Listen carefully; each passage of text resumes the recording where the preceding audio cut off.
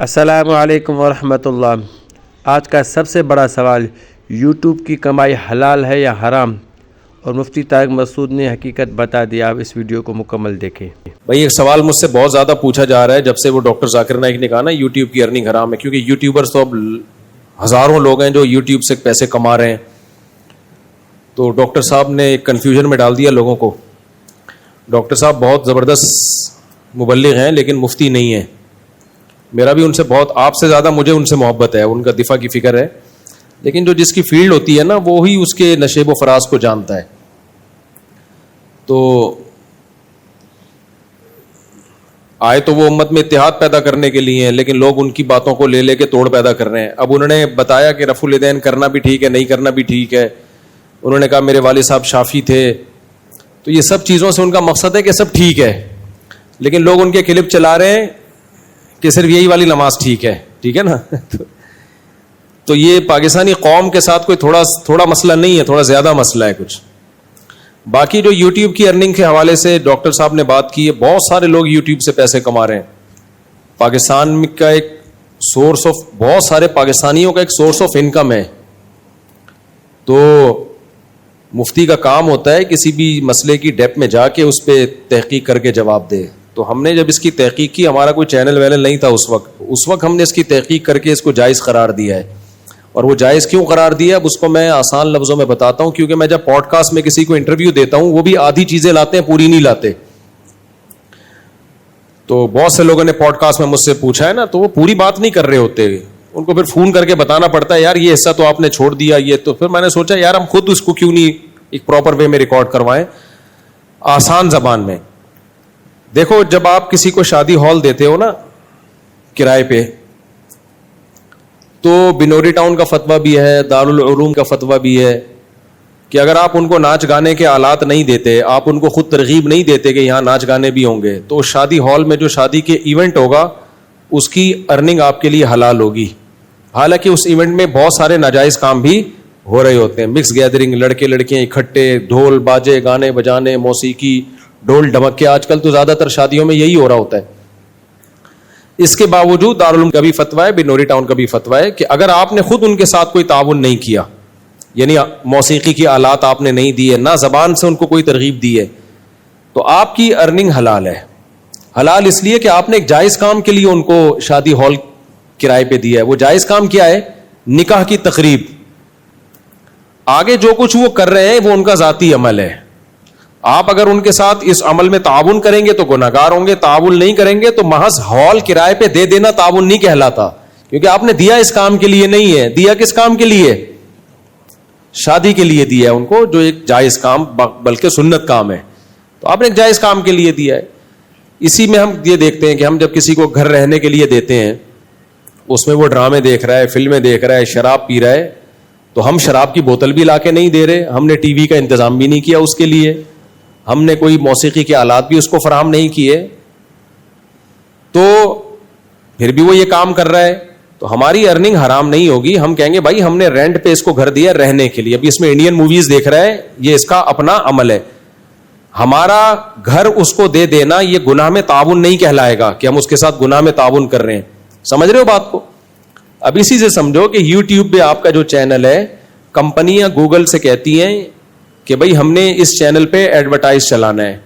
Advertise کا بنیادی مقصد کیا ہے؟ جیسے شادی ہال کا بنیادی مقصد ناچ گانے نہیں ہوتے، اس کا بنیادی مقصد نکاح کی تقریب ہوتی ہے، ناچ گانے اس میں ایڈ کیے جا رہے ہیں جو غلط چیز ہے۔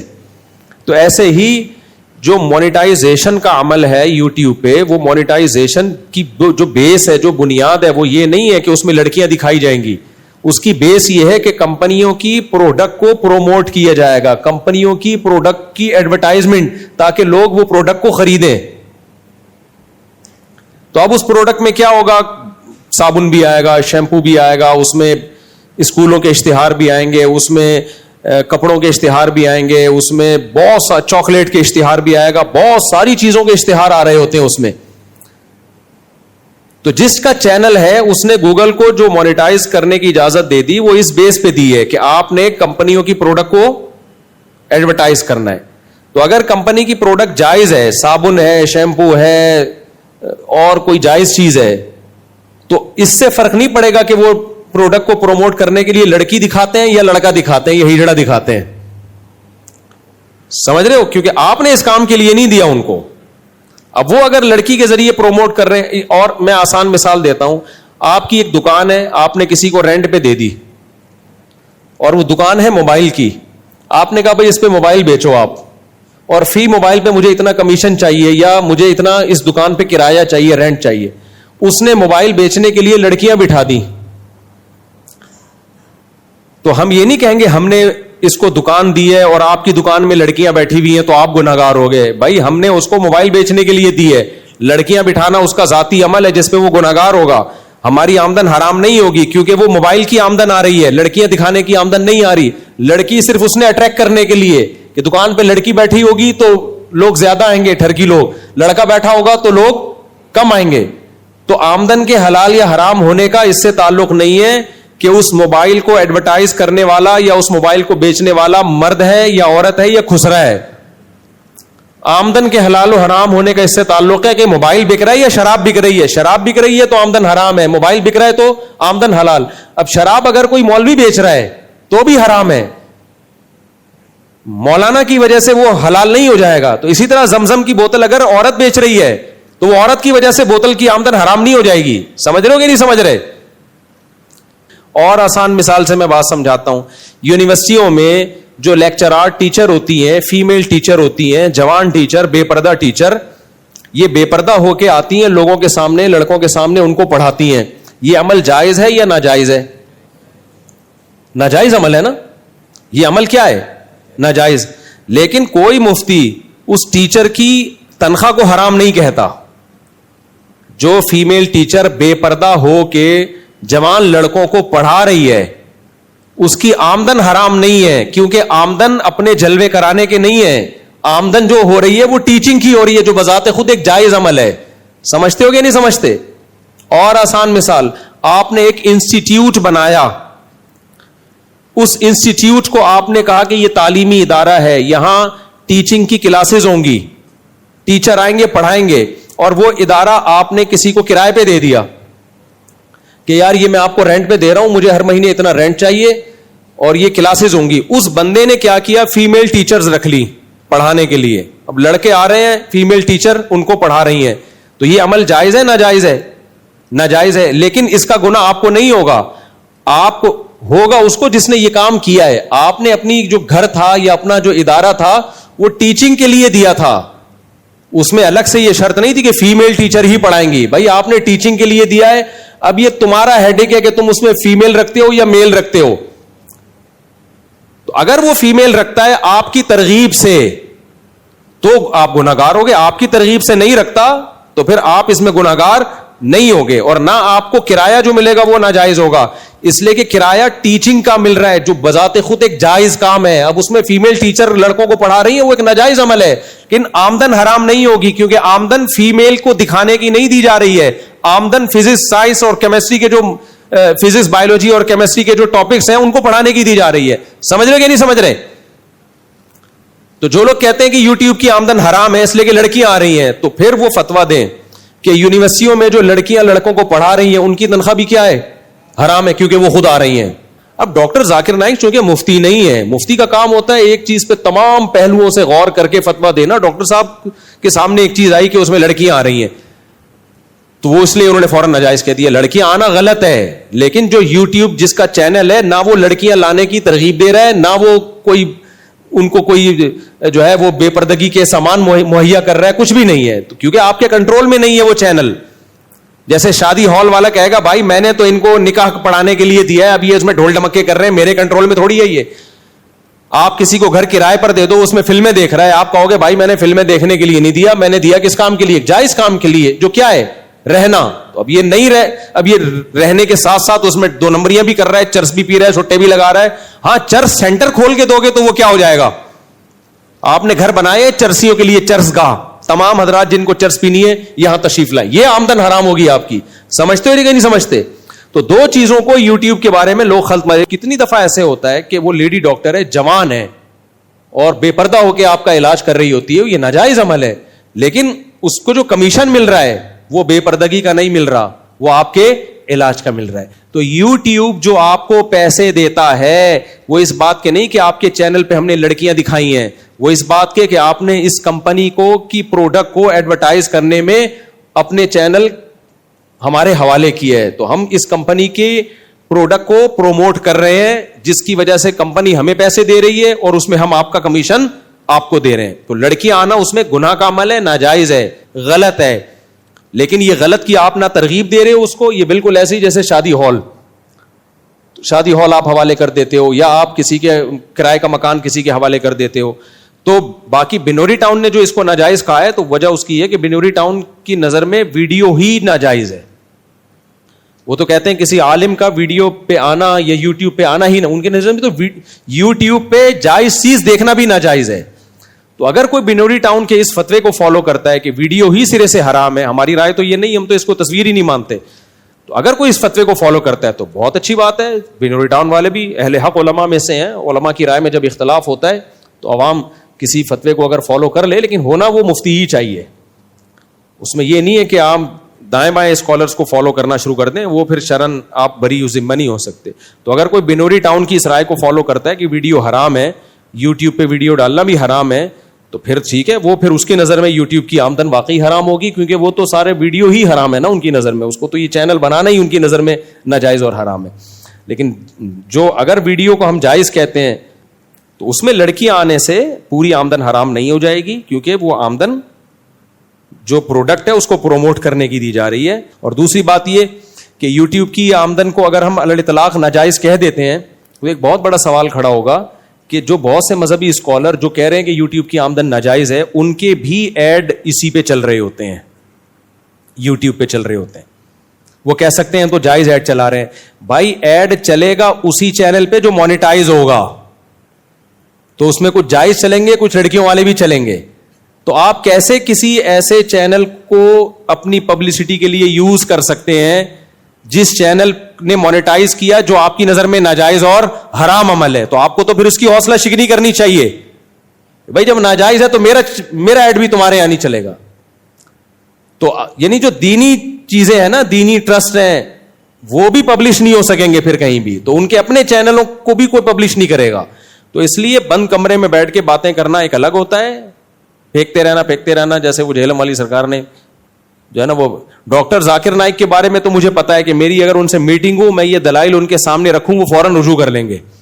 لیکن میری جب ان سے میٹنگ ہوئی, میں نے یہ دلائل ان کے سامنے اس لیے نہیں رکھے کہ وہ مفتی ہیں نہیں, تو میں کیوں ان کو اس پہ قائل کرنے کی کوشش کروں.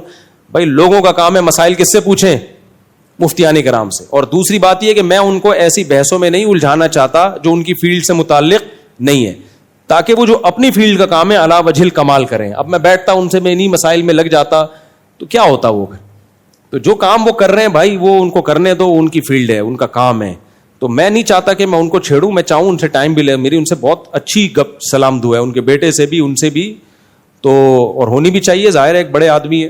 لیکن مسائل کے بارے میں زندگی بھر کا اصول بنا لو, پراپر مفتی سے پوچھنے کا کام ہے. اور مفتیان کرام بھی انڈیویجول نہیں, یہاں سے کوئی مفتی یہاں باقاعدہ کسی ادارے سے اس کا تعلق ہو, کیونکہ ادارے کا مفتی غلطی کرنے میں 100 دفعہ سوچے گا. پیچھے ادارہ ہے پورا, مفتیوں کا پورا پینل ہے, تو مفتیان کرام کا پینل ہوتا ہے, وہ پورا غور و فکر کر کے کوئی رائے قائم کرتے ہیں. انڈیویجول کوئی مفتی وہاں دارالفتہ کھولا ہوا ہے, کوئی وہاں سے مفتی ایسا, تو مفتی پاکستان میں پتھر اڑاؤ آپ کو مفتی ملیں گے. پورا پراپر ادارہ ہو, جیسے دارالعلوم بنوری ٹاؤن ہے, جامعہ فاروقیہ ہے, جامعہ اشرفیہ ہے, اور اکوڑا خٹک کا جامعہ حقانی ہے, یہ پراپر ادارے ہیں. ہاں یہاں پھر کسی مفتی کی رائے میں اختلاف ہو رہا ہے تو پھر عوام کہتی ہے بھائی اب اختلاف ہے تو پھر کسی کی رائے کو بھی فالو کر لے جس پہ زیادہ دل ٹھکے. لیکن اگر وہ اختلاف مفتی کا نہیں ہے پھر وہ اختلاف ہی نہیں ہے, اس اختلاف کو ہم ویلیو دیتے نہیں ہیں. ایک بات اس میں رہ گئی, بعض دفعہ یوٹیوب میں ناجائز چیز کا اشتہار بھی چلتا ہے, شراب کے ایڈ بھی چل رہے ہوتے ہیں. اس لیے ہم کہتے ہیں کہ یوٹیوب کی آمدن سے چند فیصد صدقہ کرنا ضروری ہے. دوسری بات یہ کہ جائز چیز کا اشتہار چل رہا ہے لیکن اس میں عورتیں تو آ رہی ہیں نا, تو خبث بہرحال اس میں شامل ہو جاتا ہے. یعنی کچھ نہ کچھ, جیسے آپ موبائل بیچنے کے لیے لڑکی کو بٹھا دو, ٹھیک ہے آمدن تو آپ کو موبائل کی مل رہی ہے, لیکن اٹریکٹ کرنے کے لیے لڑکی کا یوز کیا نا, تو آمدن میں کچھ نہ کچھ خباثت شامل ہو گئی کہ نہیں ہو گئی, طریقہ آپ نے غلط استعمال کیا. اس لیے ہم کہتے ہیں کہ یوٹیوب کی آمدن سے چند فیصد صدقہ لازمی کرنا چاہیے. تاکہ جو کچھ اس میں گند شامل ہو گیا ہے آپ کی آمدن اس گندگی سے پاک ہو جائے. اب وہ کتنا ہونا چاہیے؟ ہماری رائے یہ کہ کم سے کم 2.5 سے 5%، کم سے کم 5% لازمی ہر یوٹیوبر کو چاہیے کہ وہ اپنی آمدن سے صدقہ کرے. دینی چینلوں میں اور کم اس طرح کے ایڈ آتے ہیں. دینی چینلوں کی ارننگ بھی کم ہے، اس کی وجہ ہے کہ ان کے ایڈ میں زیادہ کوئی اٹریکشن والے ایڈ نہیں ہوتے ان کے، کیونکہ ان کو یوٹیوب کو پتا ہوتا ہے کہ ان کے جو لسنر ہیں یا ان کو دیکھنے والے ہیں وہ اس طرح کی چیزیں نہیں پسند کرتے. تو وہ ایڈ زیادہ تر اسکولوں کے آتے ہیں جو دینی چینلز ہیں، اس لیے دینی چینلز کی ارننگ بھی کم ہوتی ہے. سب سے زیادہ ارننگ یہ جو گانے بجانے والے چینل اور فلموں کے چینل، ان کی ارننگ بہت زیادہ ہوتی ہے. یہ پرینکرز جو ہیں ان کی ارننگ بہت زیادہ ہوتی ہے. تو دینی چینلوں کی اس لیے کم ہوتی ہے کہ اس میں بہت محدود قسم کے ایڈ چلتے ہیں، تو ان کی جو ریٹ ہیں وہ کم ہوتے ہیں. تو یہ پوری بحث جو سمجھے گا، جو کرے گا، اس کے بعد وہ فتویٰ دینے کا اہل ہوگا. تو پھر بھی اگر کوئی اصرار کرتا ہے، جیسے جہلم والی سرکار کا ایک ہی ہے، سوئی ایک جگہ آ کے اٹک گئی ہے کیونکہ وہ فتویٰ دے چکا ہے، حالانکہ وہ فتوے کا اہل نہیں ہے، تو حرام ہے. تو بھائی پھر جو ہے نا، آپ کے جو اسٹوڈنٹس ہیں جو چینل چلا رہے ہیں ان کی آمدن بھی حرام ہے، تو ان کی چائے پینا بھی پھر آپ کے لیے حرام ہے، کیونکہ جس کی آمدن حرام ہوتی ہے نا، اس کی آمدن سے سب کے لیے کھانا حرام ہوتا ہے. پھر مبشر لقمان، سلیم صافی، جاوید چودھری، ان کے گھر کا کھانا بھی کیا ہے؟ حرام ہے، کیونکہ زیادہ تر آمدن ان کو ٹیلی ویژن سے ہی ہوئی ہے، اور ٹیلی ویژن نے جو ان کو مختلف موضوع پر تحقیقات، مکالمے، ٹاک شوق کے لیے جو ٹی وی بلاتا ہے، تو جن صحافیوں کو ٹیلی ویژن بلاتا ہے تو ان کو جو کمیشن دیتا ہے یا پیسے دیتا ہے، وہ ٹیلی ویژن کہاں سے دیتا ہے؟ وہ ایڈورٹائزمنٹ کی آمدن سے دیتا ہے نا. پھر نیوز اینکر جو خبریں پڑھ رہا ہے ٹی وی میں، اس کی آمدن بھی کیا ہے؟ حرام ہے، کیونکہ ٹی وی جب نیوز اینکر کو پیسے دیتا ہے تو وہ پیسے ٹی وی نے کہاں سے کمائے ہوتے ہیں؟ ایڈورٹائز سے کمائے ہوتے ہیں. ہم تو کہتے ہیں وہ ایڈورٹائز کی ارننگ حلال اس لیے کہ جائز چیز کا ایڈورٹائز ہو. اس میں لڑکیاں لانا غلط عمل ہے، وہ ناجائز عمل ہے، اس کا گناہ ہوگا، لیکن آمدن کا تعلق اس سے ہے، تو پھر سب کی آمدن حرام ہے. لیکن کمال کی بات ہے کہ یہ جہلم والی سرکار صرف مولویوں کے پیچھے پڑا ہوا ہے ہاتھ دھو کے، تو بھائی سب کی آمدن حرام ہے. پھر جاوید چودھری کی بھی، مبشر لقمان کی بھی، سلیم صافی کی بھی، جتنے لوگ جن کو جو آج تک ٹیلی ویژن سے یہ نیوز اینکر جتنے بھی ہیں، ان کی بھی حرام، ان کے گھر کی چائے بھی حرام. پھر نادر علی کی آمدن بھی حرام. پھر نادر علی نے اگر انجینئر کو کوئی گفٹ دیا تھا تو انجینئر کے لیے وہ گفٹ لینا بھی کیا تھا؟ حرام تھا. کیوں لیا بھائی آپ نے گفٹ؟ اگر نہیں لیا تو اچھی بات ہے، لیا ہے تو آپ اس کی قیمت صدقہ کرو یا وہ صدقہ کرو، آپ بتاؤ کہ یہ حرام ہے.